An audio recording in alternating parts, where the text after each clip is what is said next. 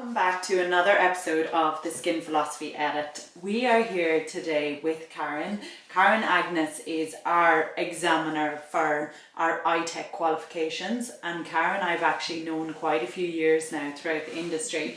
She's had a lot of experience within the industry, and I've dragged her in for a chat to talk all about it because it's very interesting history.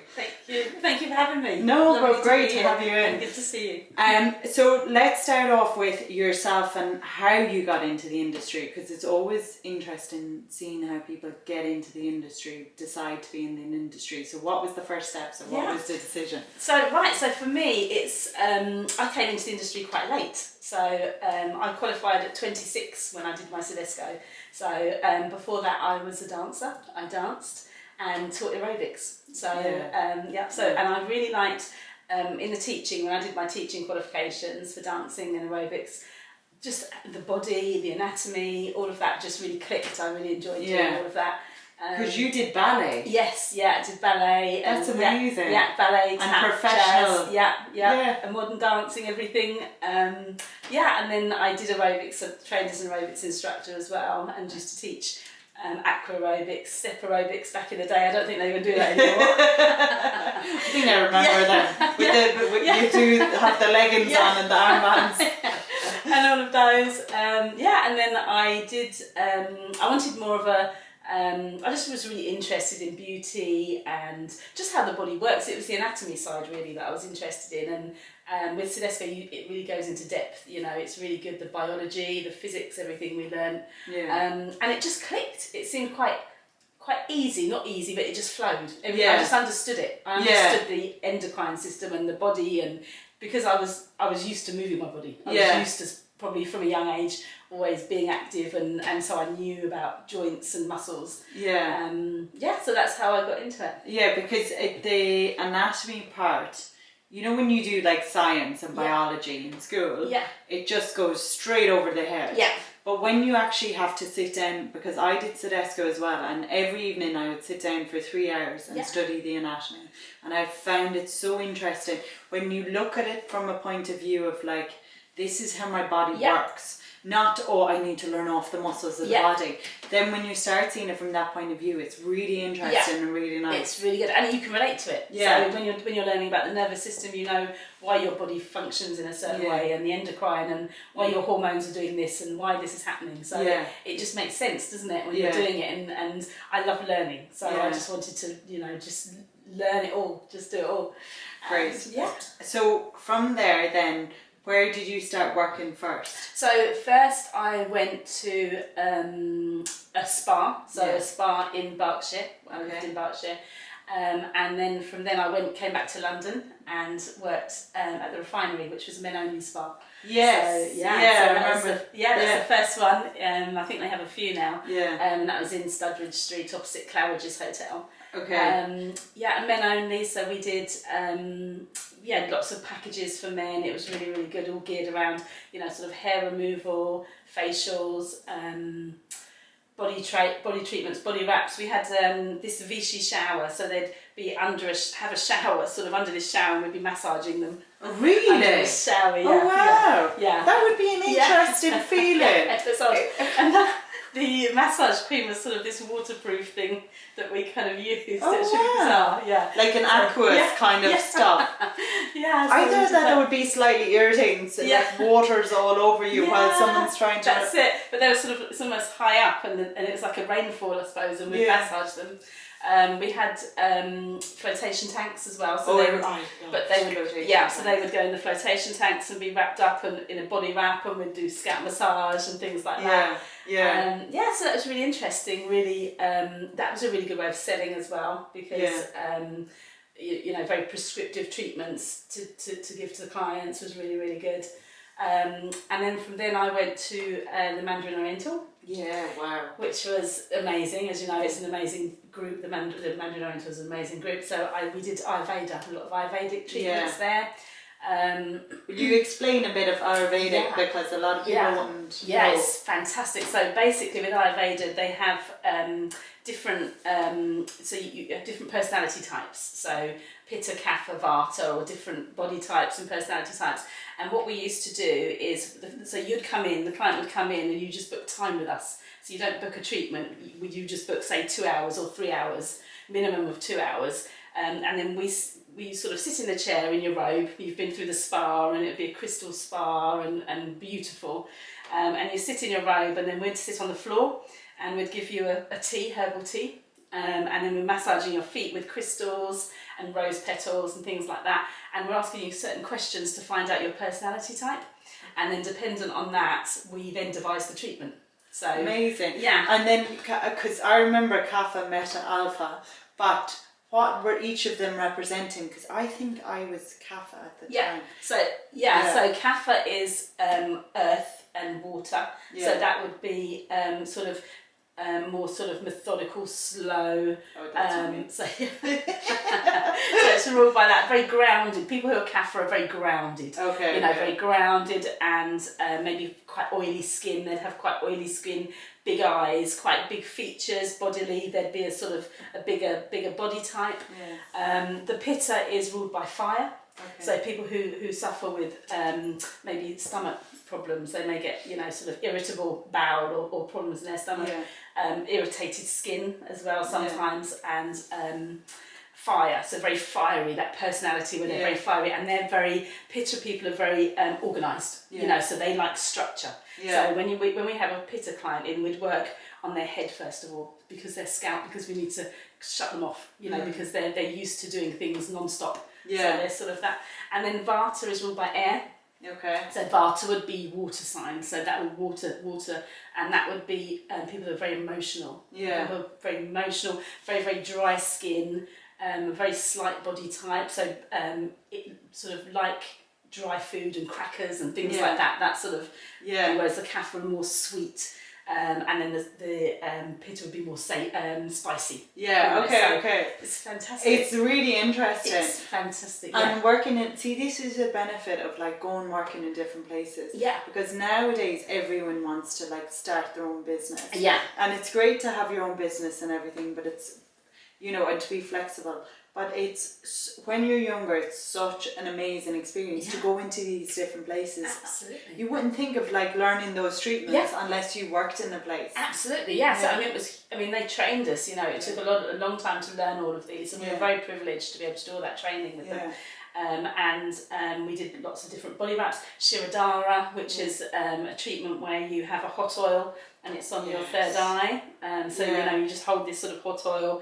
That was amazing. We did this treatment called a joint release, which is moving the body, moving the joints, doing different treatments like that. That was really good. Yeah. Amazing. And then the stones, incorporating hot stones. Yeah. And different things. So really, and then the two-handed massage. So two of you work on a client, which is always really good and such an experience for the client. Yeah. And if you've ever had that, it's just a lovely treatment. When I worked on cruise ships, we used to do that as well. Yeah. So I've done it, but I've never had it done. But every time the client's lying there, I'm I want to be on the bed. Yeah. And you just see them just relax, and you're just thinking, oh, that looks so lovely. Yeah, it is. It's so good. So so I was very lucky. So lots of holistic type treatments. I was doing, I was used to doing spa and holistic type treatments. And then from there, actually, I went to the Hurlingham Clinic, which was a new concept that was opening. It was one of the first medi-spas in London, and completely different from anything I'd done before. So I was very holistic and using lots of aromatherapy, lots of herbs. And then it was completely different. It was skin peels and acids and lasers and IPL and working with doctors and patients. We were working on patients. Yeah. And for anyone that doesn't know, the Hurlingham is a very, very exclusive, because I lived opposite it for a year, and it's a very exclusive private members club so you would have a very high standard of people, and then you're going into this in, what year was that? So that must have been about 2000, maybe. Is it about 2000? Very early. So we were really one of the first ones that were doing it. Yeah, so we were, we were very fortunate to have a lot of publicity in magazines and articles. Really, because we worked on, it was on 2 or 3 floors, and the doctors worked on the 2nd floor, and it was actually a theatre, so they'd actually do operations, so that you'd have the liposuction, facelifts, everything like that used to take place. Cool. And it's quite nice when you work with doctors, because you always can work a bit deeper, can't you? Because they're sort of consulting with you, so you can. It's just amazing, the experience. They let us get scrubbed up and watch Appeal, under anaesthetic, under a sedative anaesthetic, which was really good. So back then these were sort of before their time, these were sort of, not many people were doing this sort of thing. So 2000, like, it was they were well ahead of the game at that that's time. it. And for you, like, changing from the holistic side into these, like, I'm sure it was a little bit scary as well. Very. It was terrifying, because we were sort of being taught to do these really nice comfort holistic treatments, and all of a sudden these results based. Where the client, where you do get big reactions and lots of redness and erythema and swelling and edema, all these things that we're not used to seeing in a spa. You don't see, that sort of a, if your client's going very red, that's more of a warning sign, isn't it? When you're like panic. And all of a sudden these were the sort of reactions that we were getting. So it was very scary.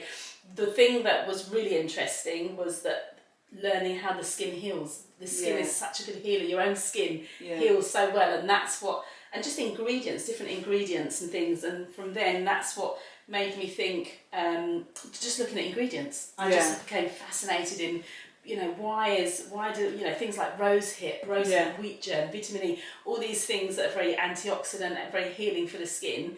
Why is it? Why do these things so good? And then I did lots of research into different ingredients, aromatherapy and herbs, and that's when I went on and did my own skincare range. And so that's how that came about. So it's just from seeing clients and just seeing that, you can heal yourself, can't you? You can sort of heal your skin, just will always come back. When you have a wound, as you know, sort of wound healing, it goes through the stages and it can heal itself if you look after it properly, if you follow your aftercare. It's really good. No, it's unbelievable the things the skin can do. But also as well is, I think, and I was the same, it was that change from doing a treatment that, like, made people feel good, but to do a treatment that you saw a result, and using those ingredients and going, wow, this really, really works. And people nowadays, they go, vitamin C is amazing, or hyaluronic acid is amazing, and it is amazing, but you don't realise how amazing it is, because you've just used an emollient for from whatever, from ranges that, like, made your skin juicy, but that's it. But now we can reduce pigmentation. Now we can, and it's amazing with it, the ingredients. It's so good. And so from there, then you developed the skincare. So I developed this. I worked on it for quite a long time, sort of in the background. And I was still sort of working, and I liked educating clients as well, which I think is important in our role, isn't it? And clients sort of read a lot. Clients are really educated themselves. So when they're coming to you, they already know. They read magazines, they read articles, everything's on Instagram, and everything's instant. So clients, you have to keep ahead all the time, don't you? You have to always be able to inform your client. And I really liked giving that kind of education side.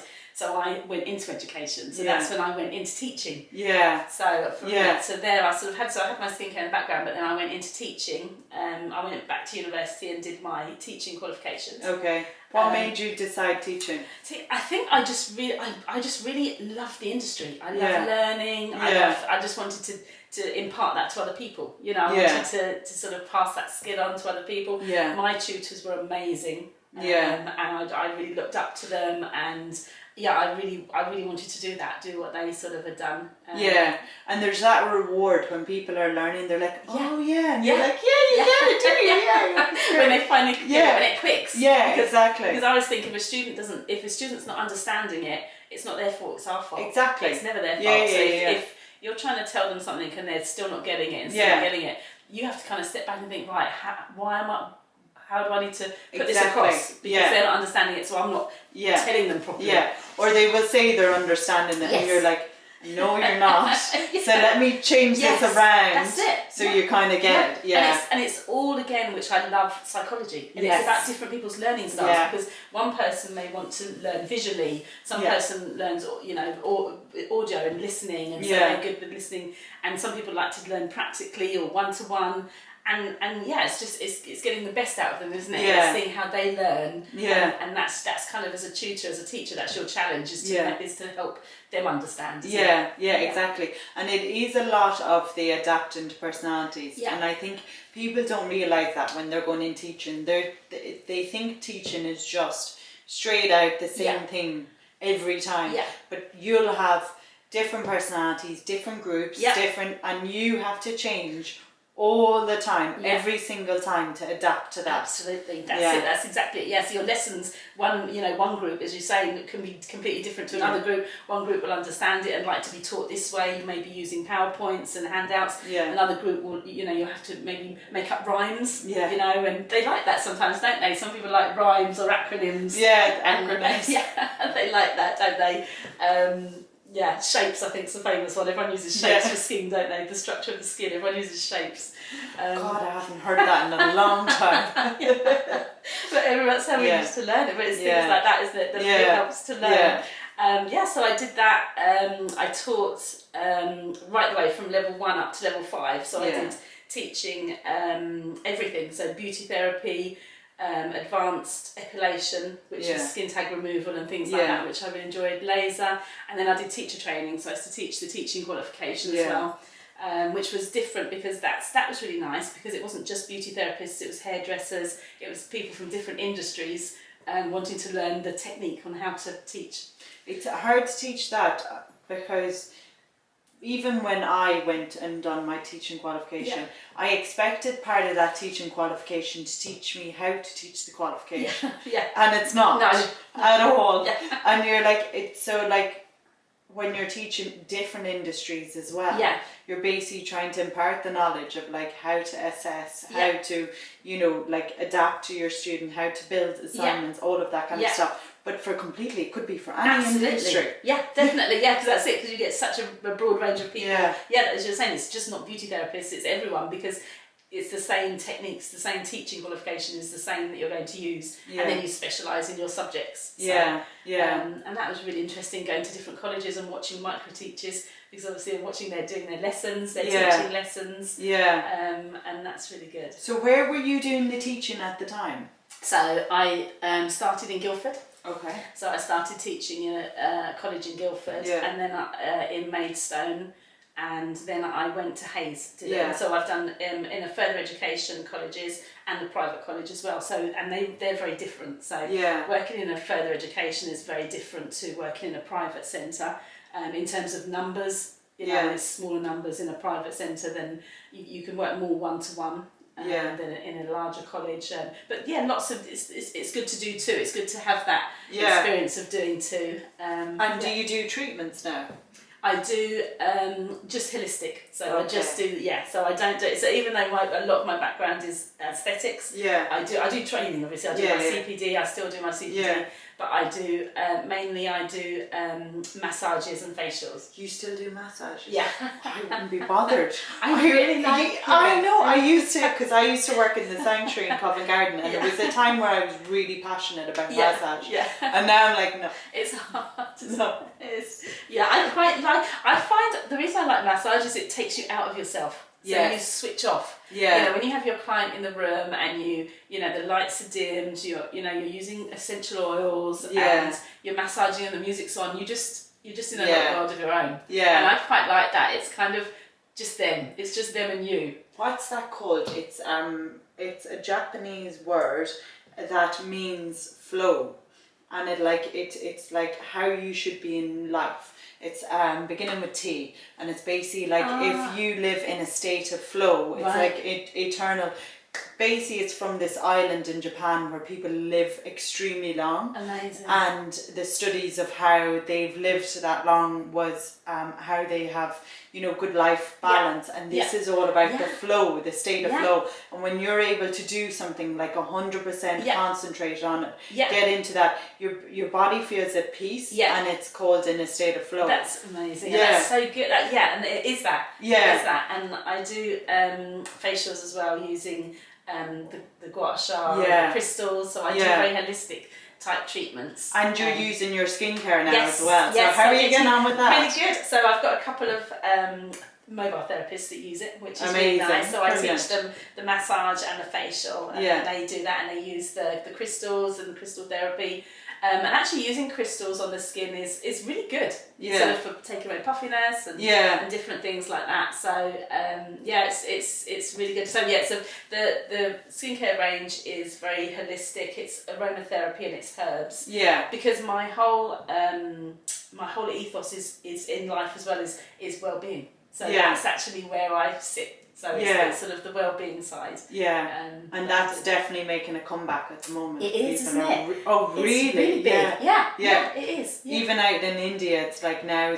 I was talking to someone else that was owning a clinic, and it was about the combination like of well-being, and I was saying about how, you know, we're bringing in more supplements, we're bringing in more mental health into all of the aesthetic side, like that balance. Yeah. And he said it's happening in India too. Wow. Yeah. Mental health is huge at the moment as well, isn't it? Mental health is really huge. There's big campaigns even on menopause in work and things like that. So it's all of that linked in, isn't it? It's well-being. It's that whole sort of well-being package. So how was it with like doing the skincare, doing the teaching, all of that kind of stuff? Do you think you'd like to like just focus on your skincare? Yeah, absolutely. Yeah, in a dream world, that's what I'd love to do. Yeah. There's 18 altogether in the range. Yeah. They've all been tested. All have got their product information files. Because I think people don't realise when you do a skincare, you know, you work with your biochemist. You have to meet certain criteria. So they're all tested. So the idea is to have them all launched. So have all 18 launched, and then have maybe some salons and spas taking them on. And then I'd like to just train therapists in my treatments. And amazing. Yeah. When are you thinking you'll launch? Well, hopefully in the new year, not till the next year, in the new year. So. And is there some really nice of the ones that you like out of it? That's my facial oils at the moment. So I've got some really good facial oils, and they're getting really good feedback. So they're the ones that just came out at Christmas time last year, and they are one's a rejuvenating one, one's a balancing one. So they're two sort of different skin types, and they're based with rose, neroli, sandalwood, really nice, and they're quite uplifting because the idea of my skincare range is also about uplifting. So it's the smells, it's rituals, it's how you apply them in almost ritual, because we don't do rituals anymore, do we? It's we don't. Kind of taking time out, having a shower, doing a ritual, taking a few minutes for yourself, and that sort of thing. So it's bringing that back again. It's bringing it back to the person. It sounds even relaxing here. And so now qualifications. Yes. I'm going to get you for this because what's going to happen, do you think, with qualifications in the industry? Right. Like this is a big $1 million question at the moment. So we're all waiting. Everyone's waiting, aren't they, to hear what's going to happen. We don't know. We don't know. There's rumbles of people are talking about different things and saying, this is going to happen. I think what they would like is regulated qualifications. Yeah. So they want everything to be regulated right down to anything that penetrates the skin. Yeah. So anything that penetrates the skin, anything that's on the skin that penetrates. So it's peels, anything like acid peels, even epilation, because that goes into the skin. Yeah. Micropigmentation, microblading, all the way up to aesthetics, injectables, and things like that. So it's going to be what they're trying to do is anyone who's got CPD, they want it to be more of a regulated qualification. Yeah. But as we're waiting, everyone's waiting to see. I think it's around about September we'll know. So. Yeah, that's kind of the basis of what I've heard so far as well about it. Yeah. We do get a few people coming up to the expos and they're like, no, it won't happen. Yeah. And some people are like, yeah. I think, there has to be something, like you're piercing the skin, you can cause major trauma to someone. Absolutely, yeah. But even without that, wouldn't you want to be best qualified? Yeah, absolutely. And clients will know that. Surely I'd want to go, I'd want to go to somebody who had a long training or had a recognised qualification, and you feel safe, don't you? Yeah. You know that person's, and also for yourself as a therapist, don't you want the best qualification? Don't you want to, if you're parting with your money, don't you want it to be a really good qualification that's regulated, that's Ofqual regulated? Yeah. And you want to know the most. Yes, absolutely. Yeah. Because despite what people think, there's a difference. There's a difference of the knowledge. Yes. Of what you're doing in one day to what you're doing. There has to be. Absolutely. What else are you going to be doing in that time? Exactly. Apart from learning. Yeah. But it's interesting to see what will happen now over the next while. Yeah. So we're all sort of waiting, aren't we? And I think then that will determine, I suppose, how qualifications move on and how the industry is going to move on, and with insurance companies as well, because it affects everything, doesn't it? So it'll be really interesting. Yeah. So. And so for anyone then that's coming into the industry, or any in the industry, any kind of general advice you'd give them? Yeah. So I would say it's really good now because you can choose a pathway. Yes. So I would say choose your pathway, choose your passion. Yeah. So do you want to do the holistic side in your own therapy and the complementary therapies? Do you want to be an aesthetic therapist? So we have there's different pathways now that you can just home in on. Do your research, make sure it's a regulated qualification. Yeah. I would maybe ring the college, speak with the admin person on your one, and just find a little bit about the course, because also the best thing I would do is go in as a client. Yeah. So if you're thinking of going to a centre, so if they were coming here to steal philosophy, I would say come and have a facial. Oh yeah, exactly. Just come to you and have a facial with your students, and then they can either talk to your students or they can see how it's run. Yeah. That's the ideal way. Yeah, and you get a feel for the place. Yeah. That's the best way. I agree with that too, because it's very easy to have a look in, and also as well your first day isn't as daunting, when you are coming in for practical, because some students are terrified. They're like, the first day they're like, I was so nervous. I was like, of what? Like we won't do anything to you, like it's going to, like, it is stressful, but like you don't, it is daunting. It is. And I think also for people who are having a career change, so people who have worked in an industry and then going to a completely different career, as adults, it's harder for us to learn. And it's hard, and it is daunting because you're learning something new that you don't know anything about. There's almost a higher expectation you put on yourself, isn't there? When you're older, when you're 100%, especially if you're changing from career. Yes. You're like, I have my life sorted, I've made money from this career, and now I'm being told by some 30-year-old how to rub someone's face. That's it. And then she's sending my assignment back. Yeah, and she's saying it's not good enough. So it is, isn't it? Yeah. So it's all those things that we do, we give ourselves a hard time. So it is daunting for them to come in, and that's not a bad thing, but it's just, I would say get the best qualification, just keep learning, watching, looking at social media is superb, isn't it? There's everything you can, so see it, maybe follow a centre that you think and see what information they're giving you. Yours is great because you do podcasts and you're constantly doing information. So if they were following you, they can just see that. They're learning. Yeah. And that's even with that before enrolling on. Exactly. So you're giving them so much, so they know when they do come to you, they're going to get all that and more. It is. There's a lot out there, and for people it can be very confusing. But like it's first of all having a look and seeing the regulations and stuff like that. That's and then seeing. I also think it's finding the fit with you. Yeah. Like some colleges suit. Yeah. Like if year round suits some people. Yeah. Learn at your own pace suits some people.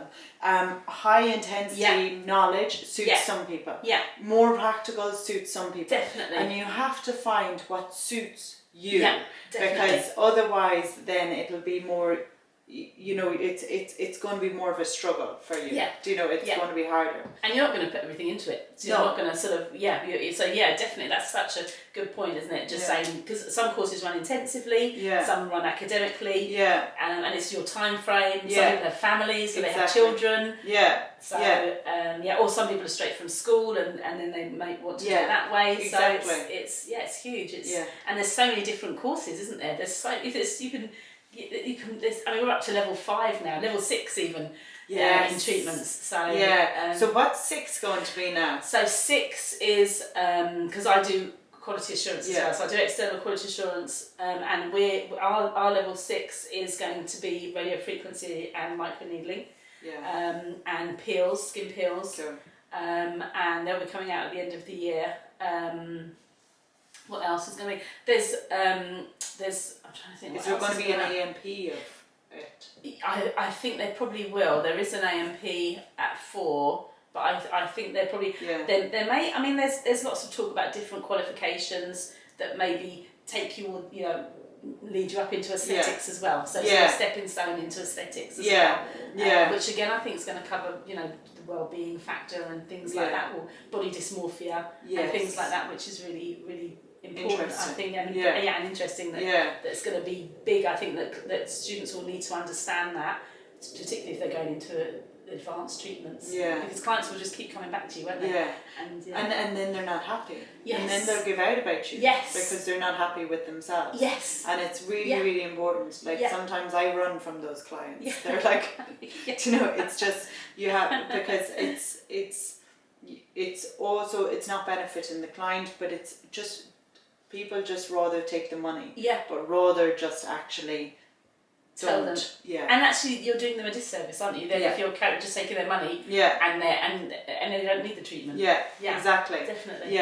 But then they'll be turned around and they go, well, you haven't got rid of it. Well, it doesn't exist. Exactly. That's how that's it. That's it. And it's managing expectations, isn't it? It's managing client expectations. No, that was great. That was great information. Thank you so much, Karen, for all of that and all the advice. I'm sure the students appreciate it. Thank you. Yes, thank you so much. What time are we at? 30 past. You're getting very good at the timings. When I used to do massage, I'd be able to stop at 50 minutes on the button. So good. Because you just get you get used to it.